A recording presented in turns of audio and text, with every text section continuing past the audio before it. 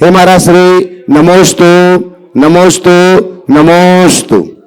और सीधे सीधे अब चलते हैं पूज्य मुनि श्री संधान सागर जी महाराज जी के पावन श्री चरणों में शंका समाधान के इस दिव्य सत्र को आगे बढ़ाने के लिए नमोस्तु पूर्वक निवेदन। नमोस्तु। चलते गुरु चरणों में आज का ये शंका समाधान का सत्र इस पावन धरा पर जहाँ हर कोई आना चाहता है और अपने आप को धन्य बनाना चाहता है, आज गुणायतन परिसर में शंका समाधान के सत्र में विदिशा से अपने बीच में गुरु चरणों में अपना प्रश्न करें। तैयार रहेंगे सीमा सुनील जी, जैन कोलकाता। गुरुदेव पंचदशीयों के साथ आपको नमन। नमोस्तु नमोस्तु नमोस्तु। गुरुदेव प्रश्न भेजा है राकेश जैन ने सिरोंज से, राष्ट्रीय जनशासन एकता संघ की ओर से। अहिंसा शोध संस्थान के संदर्भ में उपरोक्त संस्थान 1956 से कार्यरत थी, जिसकी नींव डॉक्टर राजेंद्र प्रसाद द्वारा रखी गई थी। उपरोक्त संस्थान की दयनीय स्थिति देख बिहार स्टेट दिगंबर जयंती क्षेत्र कमेटी ने सरकार के समक्ष उसमें उसको रखा, तो सरकार ने उसे बंद करके पुरातत्व विभाग के अंतर्गत कर दिया। गुरुदेव, ये जैन संस्थाओं पर सरकार की तेजी नजर है, इसका समाधान कीजिएगा। देखो, इस विषय पे तो मैं थोड़ा गला ठीक हो जाए तो बोलूँगा, लेकिन इतना कह सकता हूँ ये बड़ा दुर्भाग्यपूर्ण है और पूरे देश की जैन समाज को इसका पुरजोर विरोध करना चाहिए। बिहार जैन संस्कृति का बड़ा केंद्र रहा, हमारे भगवान महावीर की जन्मस्थली रही, निर्वाण स्थली रहने का सौभाग्य जिसको मिला। हमारे 24 तीर्थंकरों का बिहार क्षेत्र होने के कारण जिसे बिहार नाम दिया गया, उस बिहार में भगवान महावीर की जन्मभूमि में वर्षों से जो संस्थान संचालित था, बिहार सरकार ने इसे बंद किया है। कार्यकृत ठीक नहीं है। पूरी समाज को इसे प्रमुखता से लेना चाहिए और सभी विभागों से संपर्क करके हर माध्यम से अपना विरोध दर्ज कराना चाहिए और सरकार पर इस बात का दबाव डालना चाहिए कि ये इसे फिर से चालू करे। गुरुदेव, प्रश्न कल की दोपहर की कक्षा से है। मुनि अवस्था की शुरुआत में इतनी सावधानी के उपरांत अंतराय क्यों आ जाते हैं? आपको भी सन 1992-93 में टाइफाइड और मलेरिया के खूब उपसर्ग हुए। प्रश्न है, क्या प्रभु भी मुनियों की परीक्षा लेता है? मोड़ मुड़ाते तभी ओले पड़ते। मुनि दीक्षा ली तो परीक्षा भी तो होगी। आज हमारे साथ दीक्षा के बाद प्रायः साधुओं के जो कर्म होते हैं वो झड़ना शुरू होते हैं, और जब कर्म झड़ते हैं तो अंतराय उसमें क्रम में निकलते हैं, लेकिन धीरे धीरे अंतराय छीन हो जाते तो कम हो जाते, इसलिए घबराना नहीं चाहिए। शुरुआत में सबके साथ संघर्ष होता है, पर जो साधक होता है वो उन सबका डट करके मुकाबला करता है। हमें गुरुदेव ने जब ब्रह्मचारी अवस्था में जिस दिन कहा कि अब शाम को कुछ नहीं लेना और अंतराय पालन करने का आशीर्वाद दिया, 7 दिन तक लगातार अंतराय हुआ। शुरू में एक ही टाइम भोजन, और जब उनने अंतराय दिया उसी समय अंतराय आना शुरू हो गया। रोज़ गुरुजी को बताऊं, अच्छा अंतराय गया, मुस्कुरा के आशीर्वाद दे दे। 6 दिन तक तो उनने कुछ नहीं बोला। 7वें दिन बोलते, अब जिस दिन अंतराय हो उस दिन शाम को कुछ ले लिया करो। तो 6 दिन उन्होंने भी तपा लिया। 7वें दिन से जब गुरुजी ने कहा अंतराय हो तो कुछ ले लिया करो, तो 7वें दिन लिया, उसके बाद से अंतराय आना भी कम हो गया। तो परीक्षा शुरुआत में ही होती है और हमें इन सब चीज़ों से घबराना नहीं चाहिए। हालांकि श्रावकों को चाहिए आहार दान में अपनी ओर से पूरी सावधानी रखें, हड़बड़ी न करें। कई लोगों को केवल देने की पड़ती है, उनको विवेक ही नहीं रहता कि मैं क्या दे रहा हूँ क्या नहीं दे रहा हूँ। जो हाथ में आ जाए, जैसे आए वैसे दे दो, और एक दूसरे से छुड़ा करके भी ले लेते हैं, तो बड़ा विचित्र हाल हो जाता है। किसका किसके साथ कॉम्बिनेशन है या नहीं है ये भी उनको ध्यान नहीं रहता। तो इन सब बातों को ध्यान में रखकर आपको ये ध्यान रखना है कि आप साधु को आहार दे रहे हैं। 24 घंटे में एक बार आहार पानी देना है। प्रारंभिक अवस्था है, प्रचंड गर्मी है, इनका पूरा दिन अच्छे से बीते ये प्रयास करना ये आपकी जिम्मेदारी है। उसी अनुरूप ध्यान देना चाहिए। नमोस्तु गुरुदेव। सीमा सुनील जैन कोलकाता। नमोस्तु नमोस्तु। महाराज जी, किसी भी सांस को शुरू करने के पहले किस वार को शुरू करना चाहिए और किस वार को खत्म करना चाहिए?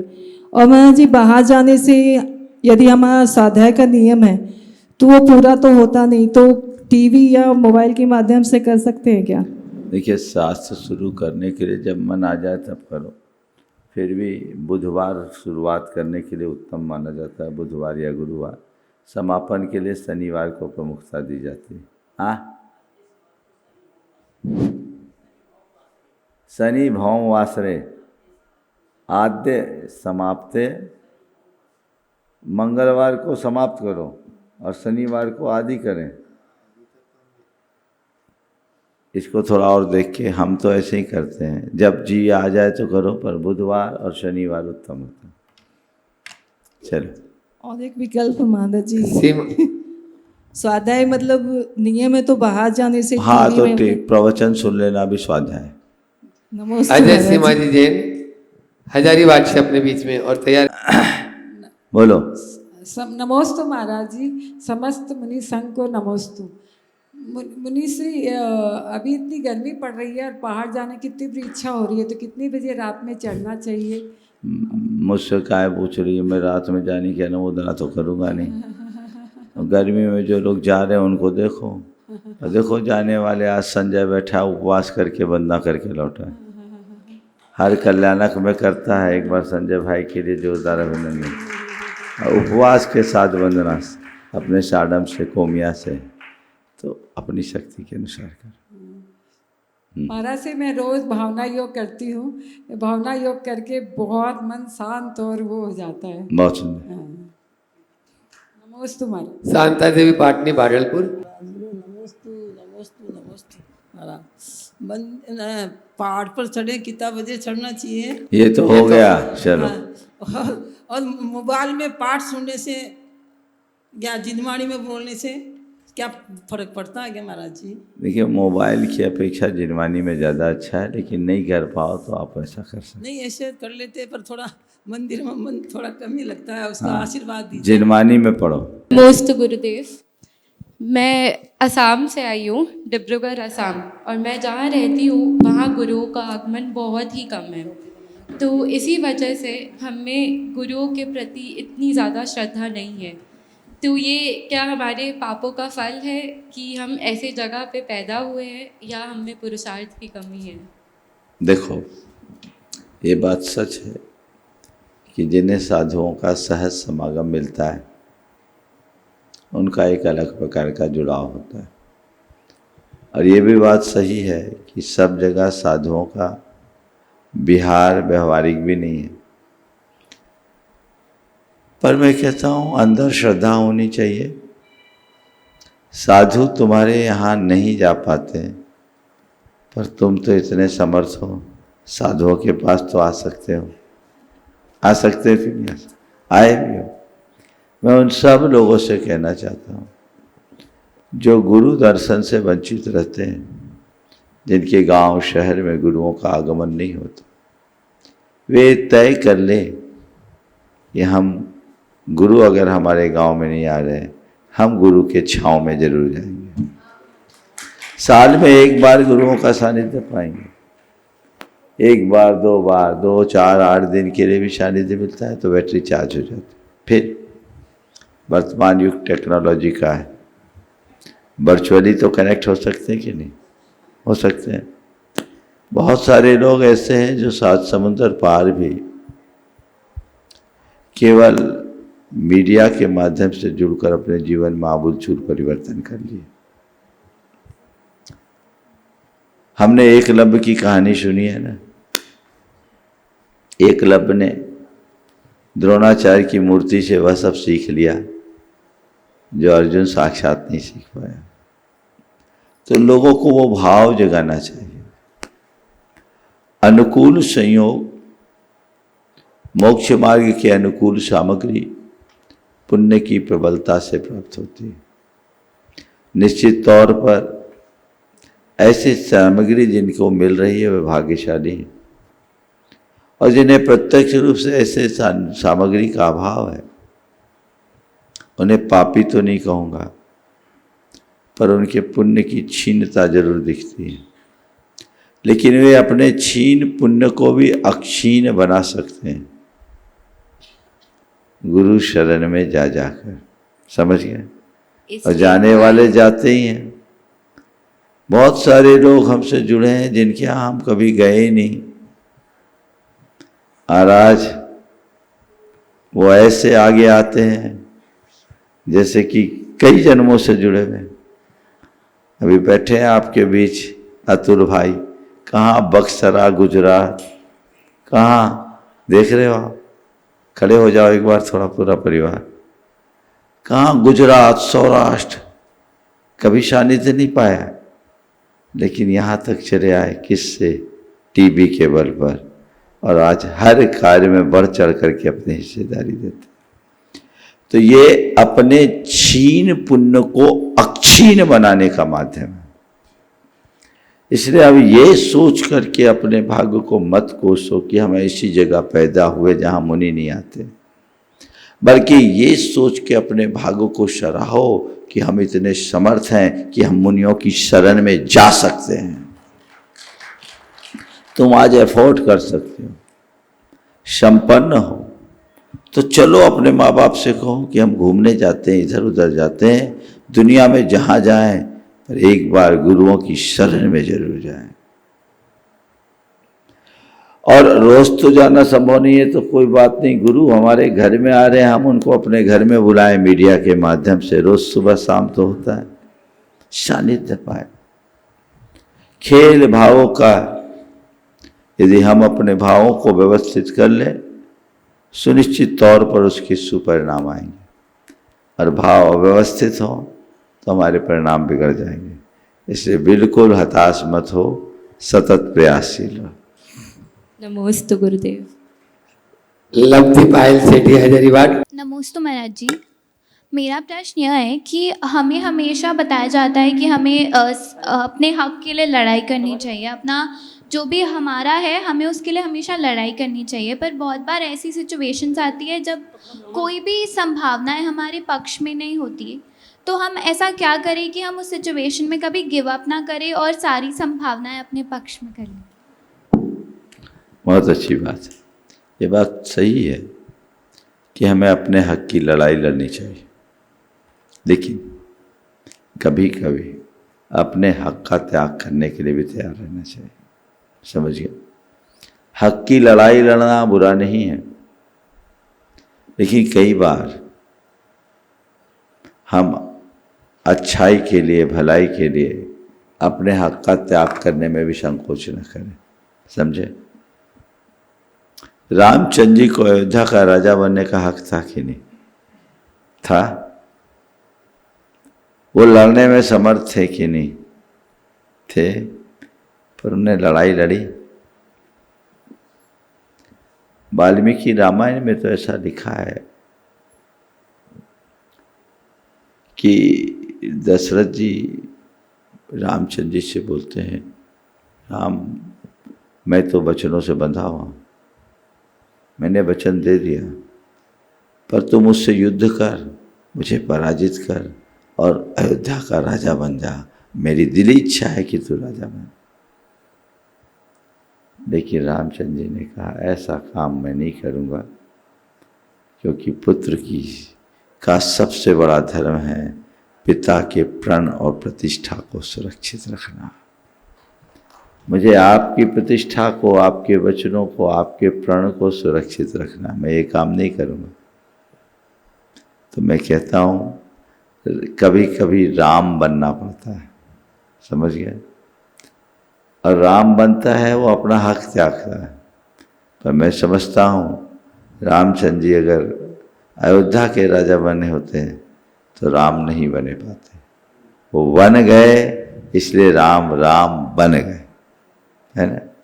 हाँ, कई बार ऐसा है कि हक की लड़ाई लड़नी है और परिस्थितियां हमारे अनुकूल नहीं है, मायूसी है, मजबूरी है, और वहाँ समझौतावादी दृष्टिकोण अपनाने की बात आती है। तो वहाँ हमें नीतिमत्ता से काम करना चाहिए। कोई हमारा हक छीन रहा है, कोशिश करे, और यदि ऐसा लगता है कि नहीं, हमारी कोशिशें हमें कामयाबी नहीं देगी, तो हम उसकी सकारात्मक व्याख्या करें और हम खुद अपने हक का त्याग करके उसे ऑबलाइज कर लें, तो ये हमारी जीत होगी। ले तो सामने वाला ऐसे ही रहा है, हम वापस ले ही नहीं सकते। जब परिस्थितियां मेरे अनुकूल है ही नहीं, तो हमारी उपलब्धि तो इसी में है कि हम उसे अपना एहसानमंद बना दें। व्यवस्थाएं वैसी बन सकती। मेरे संपर्क में एक भाई है, उसके स्थिति ये रही कि वो गोद गया। गोद जाने के बाद जिस घर में गया वहाँ अपार संपत्ति थी और बड़ी उम्र में गोद गया। उसके जो मूल पिताजी थे, उनके पास जो उनके 3 बेटे थे, उनसे बड़ा लगाव था। धीरे धीरे धीरे धीरे पिताजी ने अपने जिस बेटे को गोद दे दिया था, उसे धीरे धीरे बातों में लेकर अपने बेटों के नाम सारी संपत्तियां धीरे धीरे कराना शुरू कर दिया। बहुत सारी संपत्ति चली गई और बेटा भी पिताजी कह रहे सो करता गया। स्थिति ऐसी हुई कि इसकी चीज़ें धीरे धीरे कम होने लगी और जब चीज़ें लोगों ने हथिया लिया तो व्यवहार भी बिगड़ गया। उसकी धर्मपत्नी इस बात से बहुत विचलित हुई। उसने कहा कि अपने साथ ये जो कुछ हो रहा है ये ठीक नहीं है और इसे रोकना चाहिए। वो विचलित थी। उस व्यक्ति ने अपने धर्मपत्नी से कहा कि देख, गलती हमारी है, हमने अपने पिताजी की बातों पर भरोसा करके उन्होंने जो कहा सो कर दिए। हमने सब कुछ राइटिंग में दे दिया, अब हमारे हक में कुछ बचा ही नहीं, लीगली कुछ बचा नहीं। उनने धोखा किया है।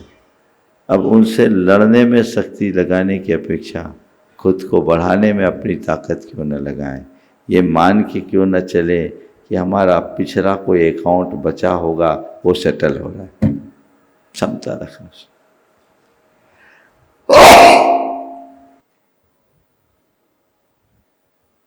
और उसने लड़ाई लड़ने की जगह अपनी लाइन लंबी करने की तरफ में शक्ति लगा दी। आज उनके 3 भाई जो उनके साथ धोखा किए थे, उनका डाउनफॉल हो गया और ये आज शिखर पर समझ गया। तो कई बार त्याग भी मांगता है। और एक बात और सबको ध्यान रखना, जब बाहर की बात हो वहाँ नीतिमत्ता से त्याग करो, काम करो, लेकिन जब घर परिवार की बात हो तो अपने अधिकार की जगह अपने कर्तव्य को प्रमुखता दो। हक की जगह फर्ज की बात सोचो। अधिकार मुझे कहता है ये लड़ो, पर कर्तव्य यदि कहता है चुप रहो, शांत रहो, तो हमें कर्तव्य को सुनना चाहिए, अधिकार को नहीं। समझ गए? रामचंद्र जी का अधिकार था कि अयोध्या का राज्य ले, पर उनका कर्तव्य उन्हें प्रेरित कर रहा था, नहीं वन चलो। उनने किसको प्रमुखता दी? किसको? वन जाने को, कर्तव्य को। आजकल सब लोग हक पर लड़ता है, अधिकार की बात करते, कर्तव्य की बात करो। सामने वाले पर मेरा क्या राइट है ये सेकेंडरी है, उसके प्रति मेरी क्या ड्यूटी है ये प्रायोरिटी होना चाहिए। समझ गए? रामायण जब चल रहा था ना, एक वाक्य मेरे कानों में आया। वो भी कब आया? आहार को जा रहा था, पान की दुकान में रामायण चल रही थी। जितनी देर परिक्रमा चल रही थी उतनी देर में एक वाक्य मेरे अंदर आया और वो मैं आज तक अंकित किया। उसमें बहुत अच्छी बात लिखी। दूसरों के प्रति स्वयं के कर्तव्यों और उनके अधिकारों के मध्य सुंदर समन्वय का नाम ही धर्म है।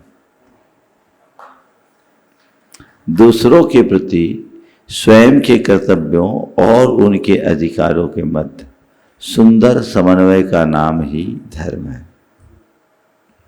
तो समन्वय बना के चलो। इसलिए जहाँ जरूरत वहाँ लड़ो। जब धर्म की, संस्कृति की, परंपरा की, देश की, राष्ट्र की बात आए, हक के लिए लड़ो। चाइना अगर हमारी डोबलांग हड़पड़ा है, हड़पने नहीं, 1 इंच नहीं देने देंगे। हमारे देश की अस्मिता का सवाल। समझ गए?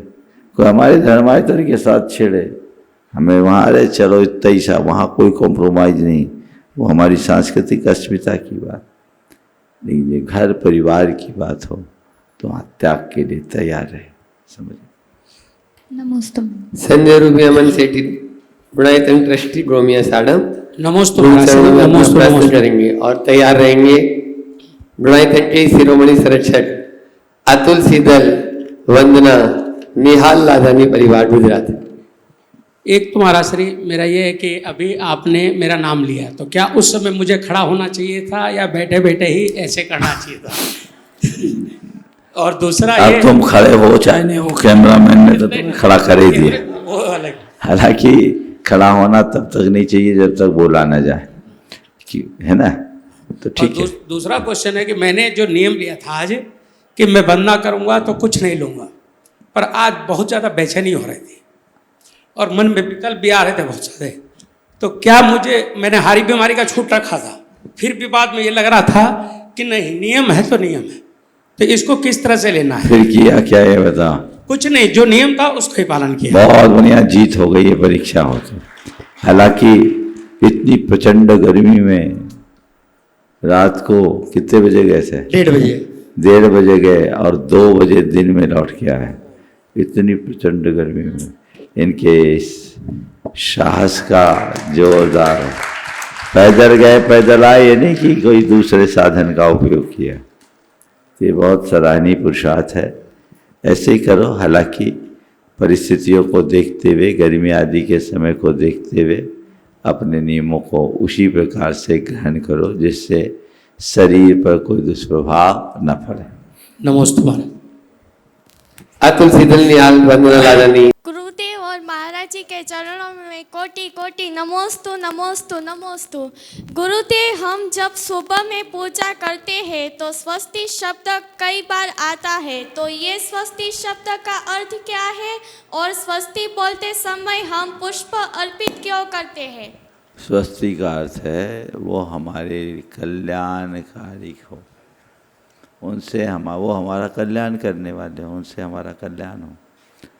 तो सुअस्ति स्वस्ति, शुभ हो जिससे कल्याण हो उसको बोलते स्वस्ति। और पुष्प उस कल्याण के प्रतीक स्वरूप छोड़ते हैं। समझिए? हाँ। ब्रह्मचारी सरिता बबीता दीदी। गुरुदेव, अहमदाबाद से डॉक्टर शीतल जी सोनी ने आपको नमोस्तु बोला है और उनका एक प्रश्न है गुरुदेव कि मैं बार बार दर्शन करने के यहाँ आने के भाव बनाती हूँ। अभी शिखर जी आए भी थे, तब आप रांची में थे, पर वो दर्शन करने के लिए आ नहीं पाते।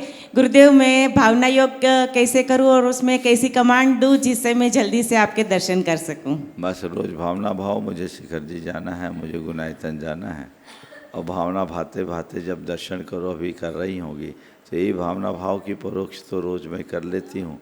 जल्दी आपके चरणों में आऊँ और प्रत्यक्ष दर्शन का लाभ उठाऊँ, लाभ मिले। उन्होंने सभी नवीन महाराज जी के चरणों में भी नमोस्तु बोला है। नमोस्तु गुरुदेव। ब्रह्मचारी सरिता बबीता दीदी, गुरु चरणों में अपना प्रश्न करेंगे। परम और पूज्य तैयार रहेंगे मधुर रूबी दीदी। परम पूज्य मुनि श्री जी के चरणों में नमोस्तु।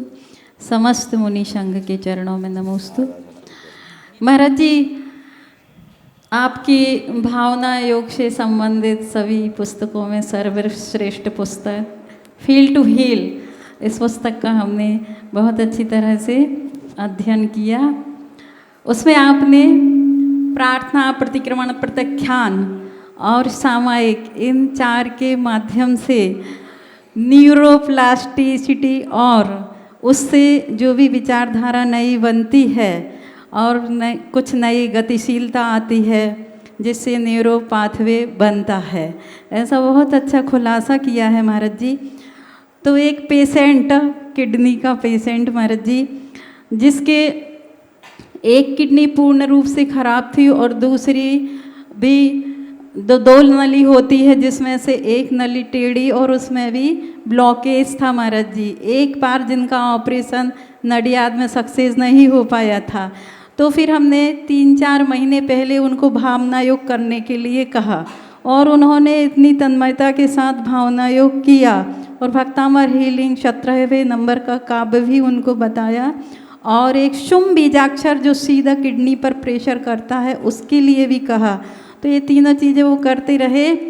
फिर इसके बाद में अहमदाबाद में जब उनका ऑपरेशन होने को समय आया, तो डॉक्टर ने, तेजस पटेल डॉक्टर एक बहुत, तो उन्होंने कहा हम हर प्रकार के ब्लॉकेज खोल सकते हैं। और जब ऑपरेशन थिएटर में उनका ऑपरेशन चालू हुआ तो 2 बार उन्होंने तार डाल करके वो ब्लॉकेज हटाना चाहा, लेकिन वो नहीं हटा। तो डॉक्टर ने ऑपरेशन उसी समय रोक दिया और बोले कि परिवारीजन अपना फिर से अनुमति स्वीकृति प्रदान करें, क्योंकि रिस्की ऑपरेशन है, जान भी जा सकती है इसमें। अब आपने कहा था कि आप दोनों को बोलना नहीं है, तो हम लोग चुप रह गए महाराज जी, नमोकार मंत्र पढ़ते रहे और आपकी बात को हमने फिर उस समय ध्यान दिया। लेकिन उसी समय फिर डॉक्टर ने बोला कि देखो ऐसे तो बाहर निकालना पड़ेगा, क्योंकि इतनी देर रख नहीं सकते आप लोग, कुछ भी बोलें। तो फिर उन्होंने कहा कि पेशेंट से पूछा जाए कि वो क्या कहते हैं। तो पेशेंट के अंदर पता नहीं कौन से भाव ऐसे आए, तो उन्होंने कहा कि जो होगा देखा जाएगा, या ऑपरेशन किया जाए।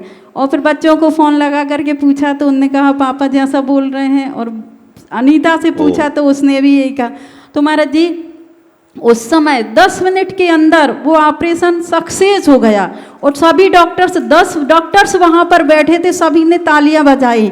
और फिर इसके बाद फिर पेशेंट से हमने लोगों ने पूछा कि ये ऑपरेशन आपको जीवन भी दे सकता था और मृत्यु भी दे सकता था, आपने ऐसे कैसे साहस किया?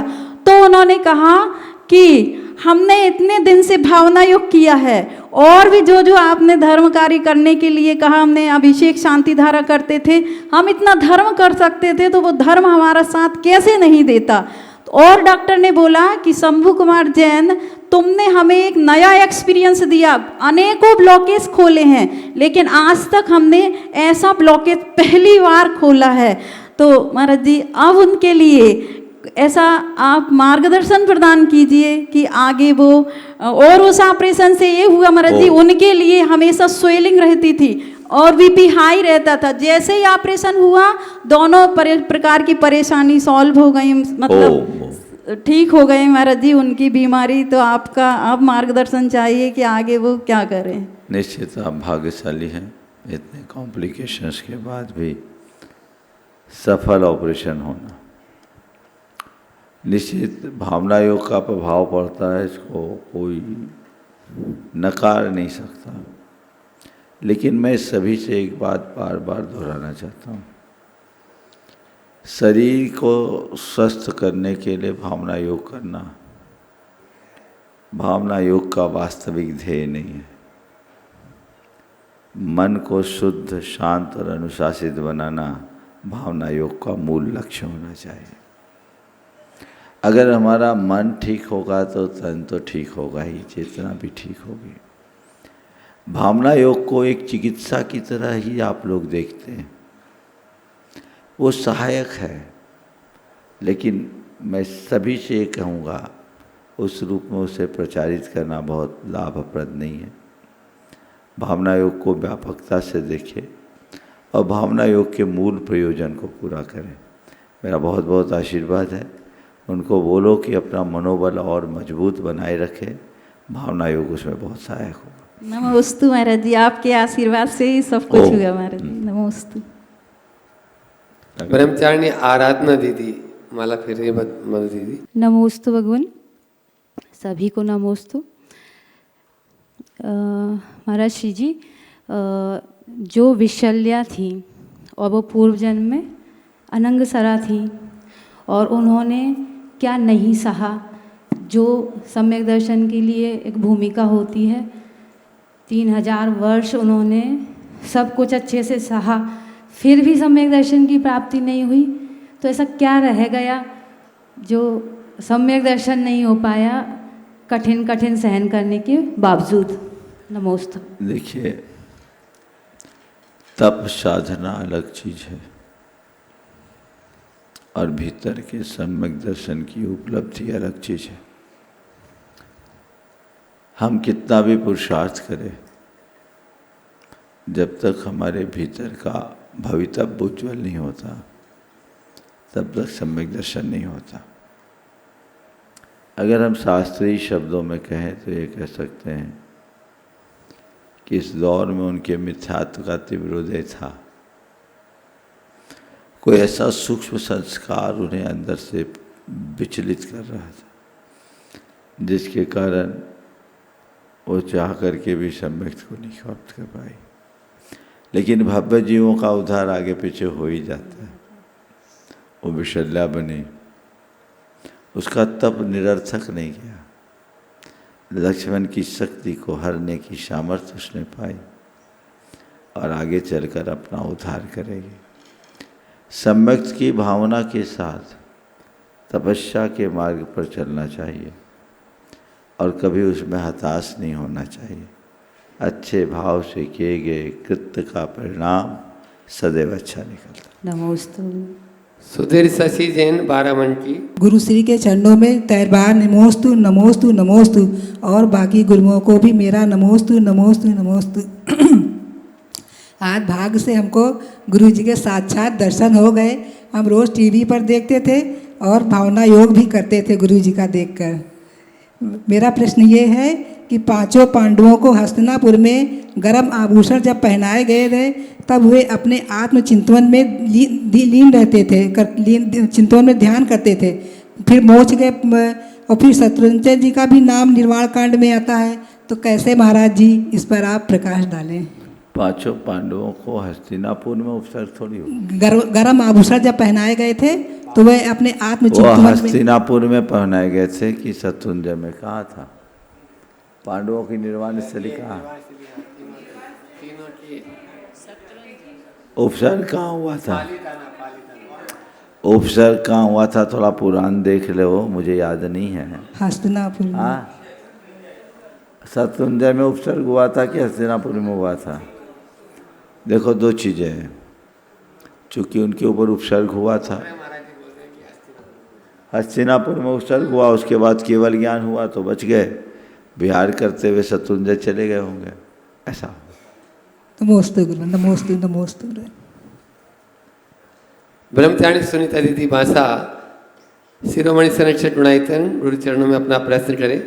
और 13वीं चंद्रकला जी, पाटनी, रांची। गुरु के चरणों में नमोस्तु, सभी मुनि राजों के चरणों में नमोस्तु। महाराज जी, हमारी छोटी बहन का प्रश्न है कि उनके ससुर जी शांत होने के बाद वो लोग उनकी पुण्य स्मृति में सिद्ध चक्र महामंडल विधान करना चाहते हैं, तो लोग उनको रोकते हैं कि पुण्य तिथि पर सिद्ध चक्र मंडल विधान नहीं किया जाता। तो अब तो वो चले गए, अगर उनकी यादगार में सिद्ध चक्र मंडल विधान आदि करते हैं तो उसमें कोई दोष है? देखो, कई बार मैं बोला, सबसे पहले किसी के वियोग की तिथि को पुण्य तिथि क्यों कहते? मैंने कोई मरा उस दिन तुम्हारा पुण्योदय था, बोलो, मर गया उसको तुम पुण्य तिथि कह रहे हो। ये पुण्य तिथि क्या है? बोलो। लेकिन हाँ, उसे अगर पुण्यतिथि कहो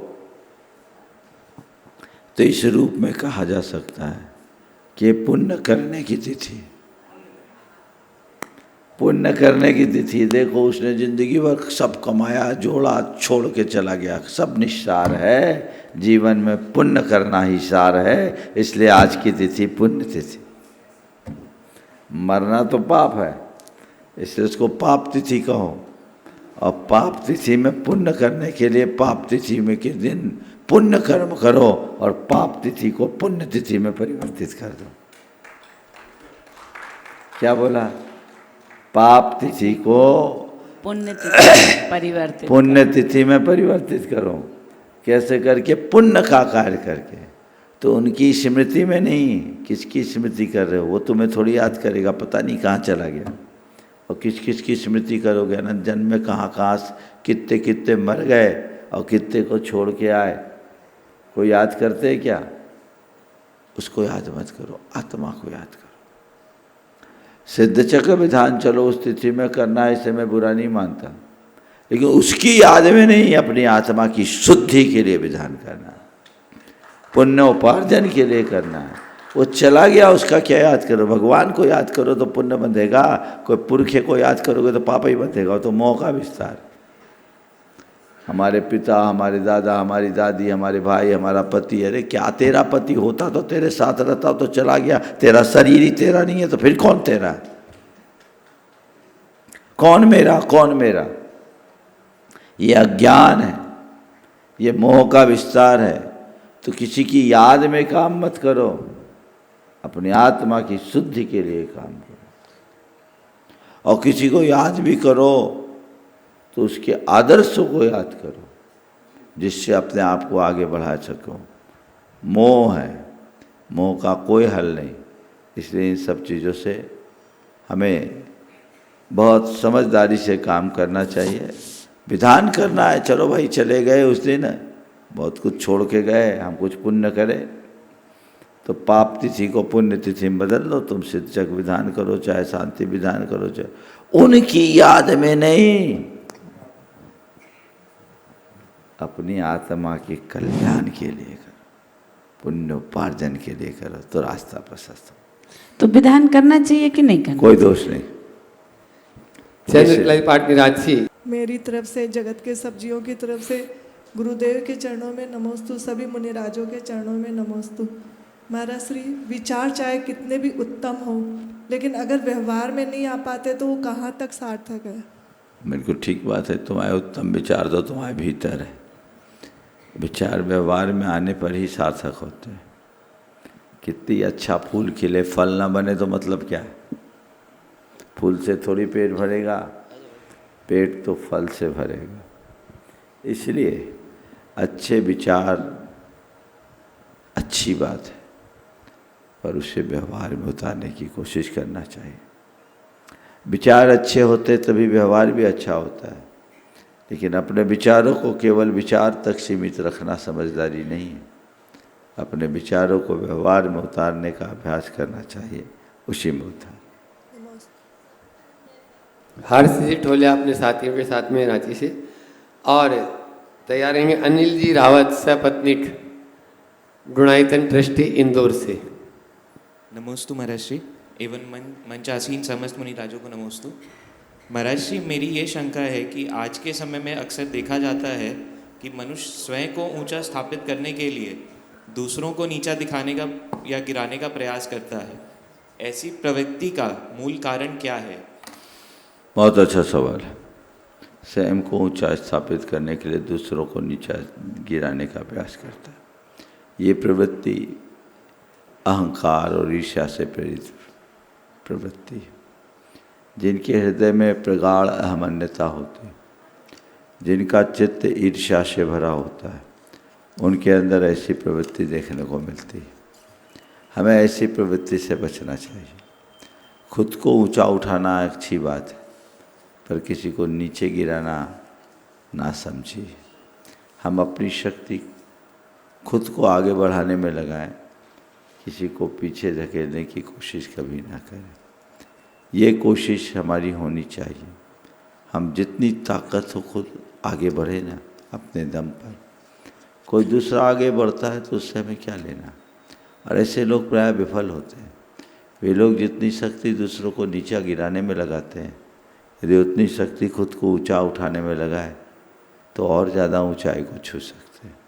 इसलिए सतत अपने आप को ऊंचा उठाना चाहिए। और एक बात सदैव ध्यान रखना, ऊंचाई सदैव गहराई सापेक्ष होती है। खुद को ऊंचा उठाना है तो पहले गहरे जाओ। पेड़ जितना ऊपर उठता है उसकी जड़ें उतनी गहराती है, बल्कि जड़ें जितनी गहरी होती है पेड़ उतना ही ऊंचा होता है। तुम्हारे व्यक्तित्व में जितनी विनम्रता हो, तुम्हारे अंदर जितना सदाचारिता और सौहार्द होगा, तुम्हारी जीवन की उतनी प्रगति होगी। और तुम्हारी सोच जितनी हल्की और ओछी होगी, तुम्हारा जीवन उतना पतित होगा। इसलिए इन बातों को ध्यान में रखकर चलना चाहिए। अनिल जी रावत गुणायतन ट्रस्टी इंदौर से सपत्नी तैयार रहेंगे। सिद्धार्थ जी गुणमाला जी सतना। मम गुरुदेव के चरणों में और मंच पर विराजित सभी मुनिराजों के चरणों में बारंबार नमोस्तु नमोस्तु नमोस्तु।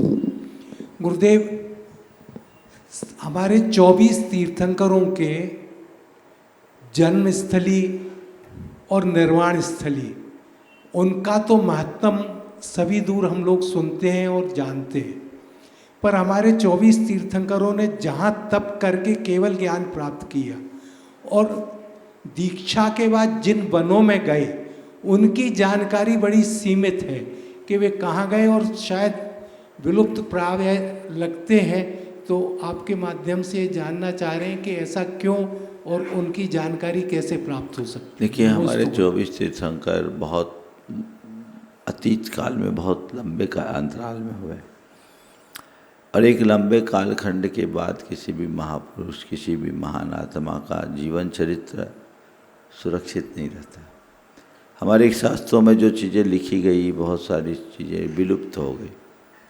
आज हमारे पास जो भी 24 तीर्थंकरों के जीवन चरित्र का वर्णन होता है, मिलता है भगवान ऋषभदेव का आदि पुराण में, और श्रेष्ठ तीर्थंकरों का उत्तर पुराण में ही मूल रूप से मिलता है।